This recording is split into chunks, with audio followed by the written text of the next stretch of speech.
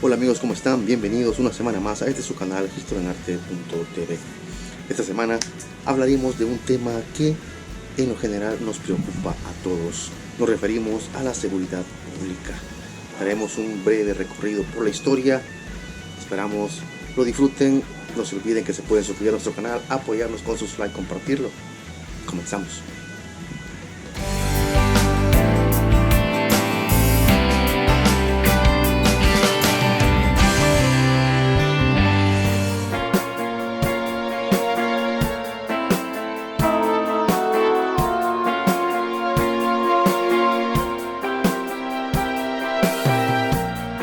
El Salvador, como un país independiente y democrático, está organizado como un Estado de Derecho, que se encarga de garantizar que todos los ciudadanos sean dignos de respeto, y para el correcto funcionamiento de la sociedad es que se han dictado leyes de carácter imperoatributivas, otorgando de esta forma derechos y obligaciones.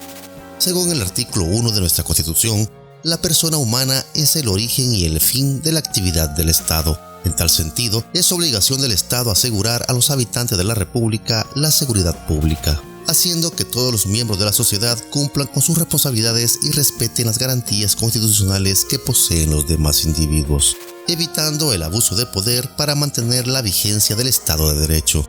Es necesario destacar que esta situación siempre se ha visto vulnerada y dañada, desde momentos históricos como el conflicto armado en El Salvador, donde se dieron múltiples violaciones de los derechos humanos por parte de la Fuerza Armada, que era la entidad encargada de velar por la seguridad pública hasta el año de 1992.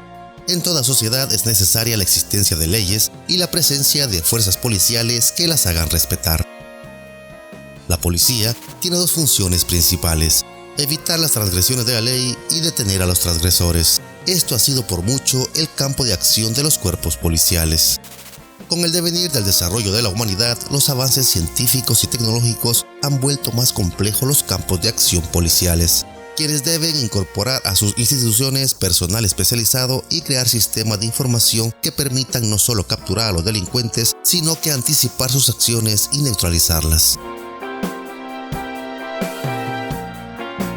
Vivimos en la sociedad de la incertidumbre, marcada por la vulnerabilidad, el miedo y la incapacidad de establecer certezas que permitan comprender al mundo y al mismo tiempo limitan las posibilidades de definir vectores de transformación social y política. Una mirada sociopolítica sobre el fenómeno de la violencia requiere reparar en que las conductas delictivas no son solo conductas individuales, sino también de los escenarios sociales involucrados, que convierten el fenómeno de la violencia en un fenómeno de carácter social. Desde tiempos inmemoriales, la sociedad ha venido construyendo los prototipos de concepto de seguridad, ligándolos en forma ineludible con convenciones tradicionales de control social, con represión policial y castigo penal. En América Latina, la violencia es extensa y tiene inmensos costos. Los indicadores más tradicionales ilustran su cuantía. En la región hay 140.000 homicidios cada año. Cada latinoamericano pierde el equivalente a casi 3 días anuales de vida saludable por causa de la violencia. 28 millones de familias son sujetas a hurto o robo en un año. O para decirlo en forma más contundente, 54 familias son robadas cada minuto, aproximadamente una por segundo. La violencia medida por estos indicadores es 5 veces más alta en esta región que en el resto del mundo. La violencia sobre los bienes y las personas representa una destrucción y transferencia de recursos, aproximadamente el 14.2% del PIB latinoamericano, es decir, 168 millones de dólares. Y en capital humano se pierde el 1.9% del PIB. Este porcentaje es equivalente al gasto en educación primaria de la región. En recursos de capital se pierde anualmente el 4.8% del PIB, o sea, la mitad de la inversión privada.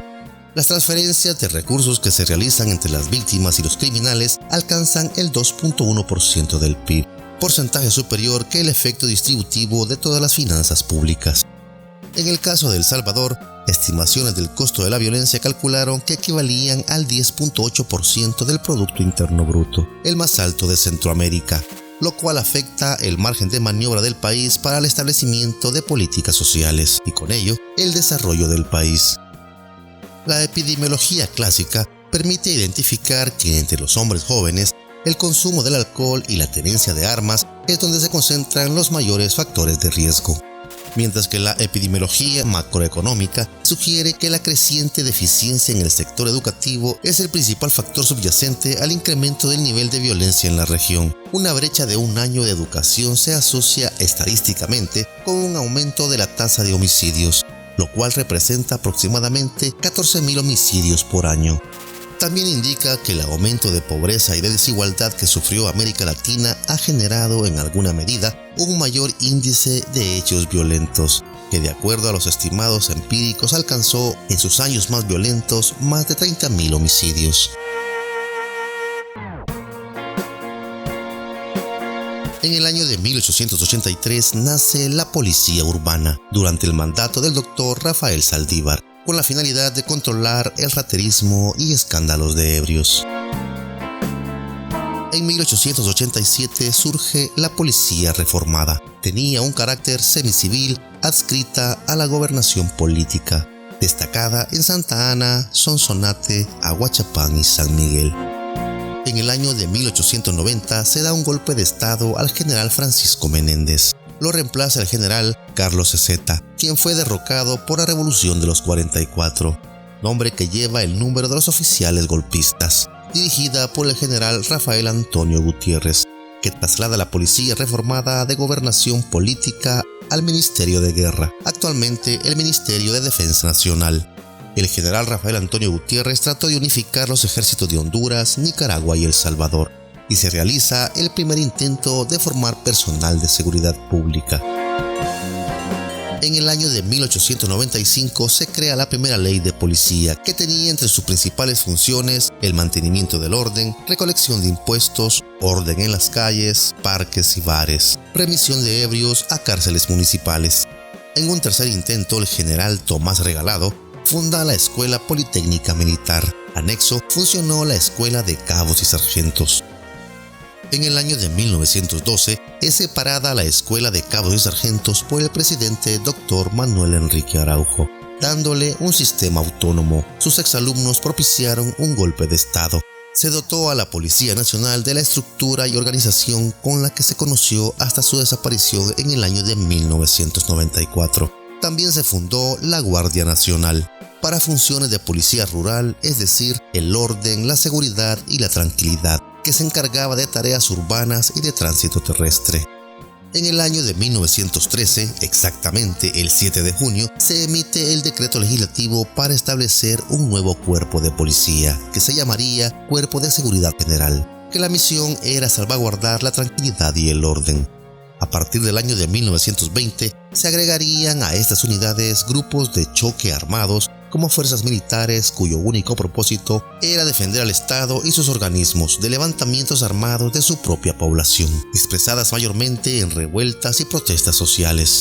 Durante el siglo XX, estos cuerpos policiales debieron enfrentar las luchas revolucionarias que asolaron al mundo, creándose otras unidades cuasi militares o militares dentro de ellos, para combatir esta nueva amenaza.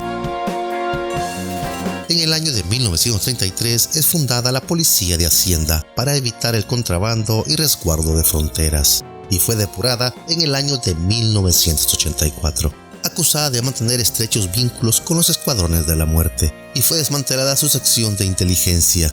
Los 27 agentes que integraban la plantilla fueron incorporados al ejército y trasladados a zonas de combate, mientras que a su director fue asignado a la Embajada de Paraguay.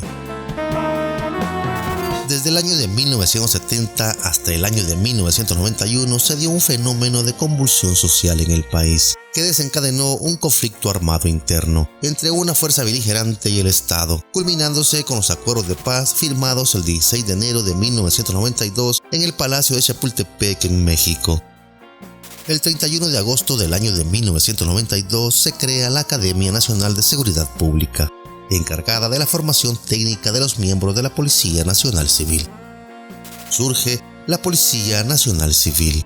Su primer director fue el doctor José María Monterrey, nombrado por el presidente Alfredo Cristiani en el año de 1993. El régimen salvadoreño en los años previos a la guerra civil y durante ella sistematizaba información sobre los enemigos políticos para, en los casos más extremos, torturarlos, desaparecerlos o asesinarlos. La información más sensible era compartida con los Estados Unidos. Salieron a la luz 8 libros del Estado Mayor y de la Policía Nacional que evidenciaban la responsabilidad de la máxima jerarquía militar en el diseño y operación de la maquinaria de represión política.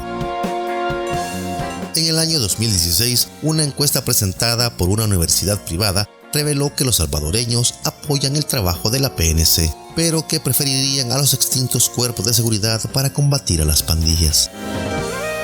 La violencia constituye sin lugar a dudas uno de los más grandes desafíos que el país ha debido enfrentar en el área de la posguerra y posiblemente el elemento configurador más relevante de la cotidianidad de los salvadoreños. Luego de finalizado el conflicto armado, El Salvador ha experimentado por más de 3 décadas una violencia crónica que ha alterado las bases de la convivencia social y socavado el apoyo a la democracia. Salvo raras excepciones, desde los 90s, el país ha consignado anualmente niveles epidémicos de violencia letal que lo han colocado en los primeros lugares de los países más violentos del mundo. Con un poco más de 90.000 muertes violentas registradas luego del fin de la guerra, la tasa promedio de homicidios ha rondado los 40 muertos por día. Ha rondado los 70 muertos por cada 100 habitantes en la era de paz. El Salvador es un país de víctimas y sobrevivientes, de huérfanos y viudas, que no suelen figurar en los registros, ni siquiera para objeto de protección social.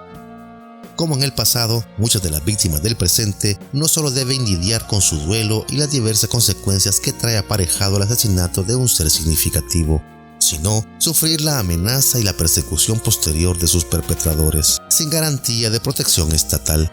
El descrédito y la desconfianza en la policía y en el sistema de justicia ha exacerbado en los últimos años.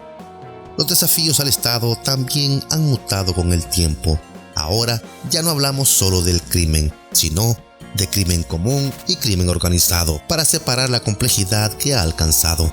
Esto conlleva a que los cuerpos policiales se tecnifiquen más y se creen grupos de especialistas dedicados a la recolección y análisis de la información necesaria para combatir estas nuevas formas de criminalidad. El resolver la crisis de seguridad pública en El Salvador está estrictamente vinculado a la necesidad de abordar las causas de la violencia, desde el enfoque que se encuentra en la falta de atención adecuada de los derechos fundamentales de las personas, expresado esto en las profundas desigualdades sociales, económicas y culturales en que vivimos. Mientras esos derechos no sean garantizados, la violencia será una constante que puede adquirir diversas manifestaciones.